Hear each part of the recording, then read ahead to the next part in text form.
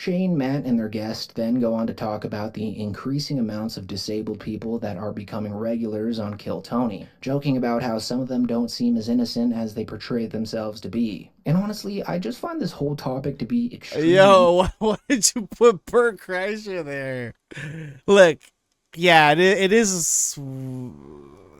what do you want us to say about that? Like, either, like, if I say something about it, like, it sounds like I'm attacking the disabled people. Interesting, and I would love to know what you guys think about it, because to me, it's always been a net positive that Tony Hinchcliffe platforms good comics no matter what they look or sound like. But I've seen some differing opinions about it online, and I am aware that the Legion of Skanks... Probably the only downside of it is if one of the disabled or crippled comedians winds up dying. Skanks guys pranked Tony Hinchcliffe by bringing on their latest golden ticket winner, which was hilariously a guy dressed up as a burn victim who couldn't even say anything on stage, which Tony seemed to be kind of pressed about.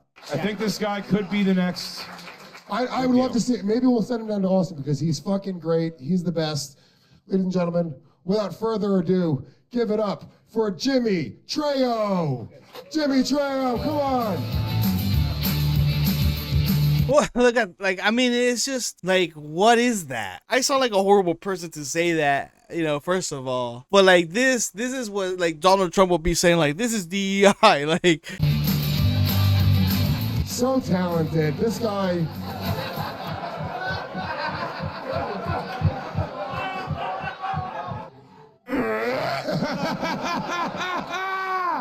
Nice.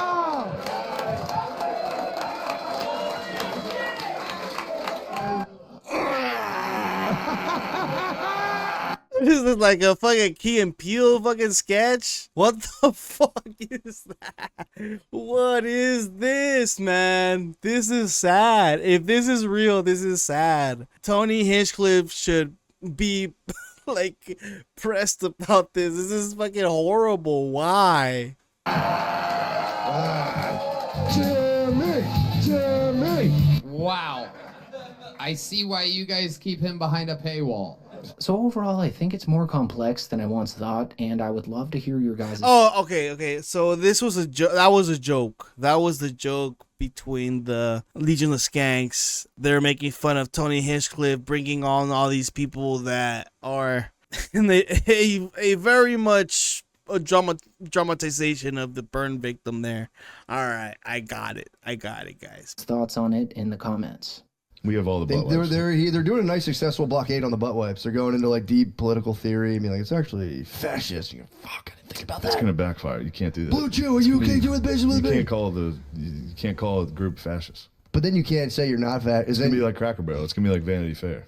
True. You can't do that. True. They're gonna go, well, that's Just 1,000 disabled guys going, we will stand with you for my minute, don't get that. The disabled guys are little nasty fucks, dude. They're the ones no one's they're keeping an eye little on. climber fuckers. What, dude, yeah. Think about it. You think because of the disability, you're like, this guy must be a sweetheart. Then you talk to him and you go, this guy's a little climber. No. This guy's a little nasty fuck. Think about the And that could drudgery. be any of them. I'm not saying. Well, some of them don't have a lot of time. They've got to establish the career very quickly. I think Basically, yeah. It's all empathy. It's all empathy. It's an empathy show, man, and it's like a sad thing to do for these people. It's like, who are you doing it for? You? Or like, should you just like, you know, like, what do you like, if I try to say something different, like, it makes me sound like a bad person as well, but like, it's a sad thing to like witness. those guys, they seem good. Which specific disabled? They're all fake. Dude, think about the fucking dread and like drudgery of just being like a healthy young man in an office. You're like, I got to escape this form that is my life. If you fucking strap me down and like scramble my fucking wires, I'd be like, I gotta fucking do something about this.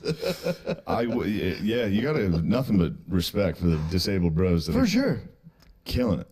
They get me every time. Does Like, New York have any disabled men? A lot of stairs in that. There's a couple disabled men. a lot of fake ass motherfuckers. Yeah, the You cellar. gotta get carried down into the cellar. True. Yeah, is that place even fucking? Still stairs. Is that Your place comedy ADA club? compliant, by the way? The Stand? Let me I find guess out if the you go sellers in on the, 88 if Complaint. you go in the front, yeah, they'll get some of those guys. I was about to make a YouTube video, thank God. I was about to fucking trash them. Dude, the New York comedy scene, we're coming for you. We need ramps. We need ramps, dude. That's one thing Austin's got a fuck ton of. Every comedian takes 30 minutes to get to the stage. They got to sit on one of those fucking... You should see our pool we gotta get a parties. zip Everyone's line. getting dipped in by those poolside chairs. We should get a zip line from the balcony.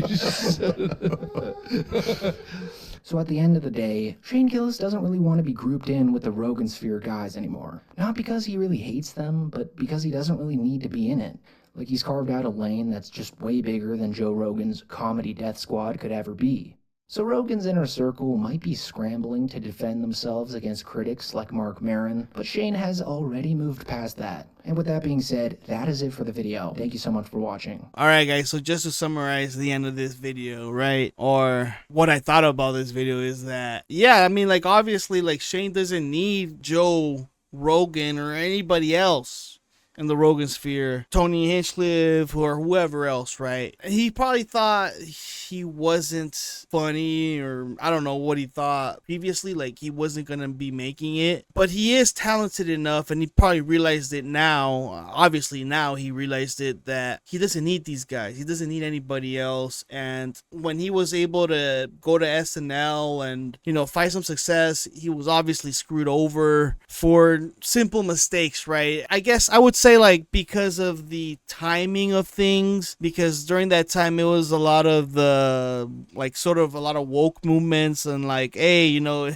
if you're like acting racist, or you're like saying all these edgy jokes, you're gonna get in trouble for it. And Shane was one of them. But what he did after was reestablish himself and clear the air on who he actually was, right? And now it's like he doesn't need all these big influences to get him in a successful spot, because before that he didn't do that. He didn't have anybody before that. I guess the thing about it was that when he was down, when he was fired and everything was terrible, that Joe Rogan did sort of help his career out. And Tony Hinchcliffe, maybe, yeah, sure, Tony Hinchcliffe is trying to do something nice for people, but at the same time, it's like, it's a sad thing to do to people that are at the end of their life, and you're making them famous, and then they become posthumous, right? And famous, and when they die, like, I don't know though, but I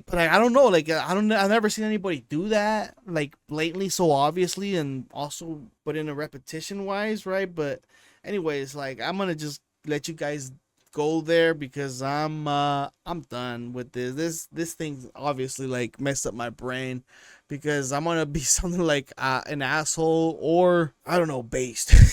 But anyways, guys, I'll let you go here. And anyways, let's thank American Redact for this clusterfuck of a video. Shane Gillis clowns the Austin comedy scene. And like and subscribe, comment down below, and I'll see you guys for another video. All right, guys, bye bye, and I'll see you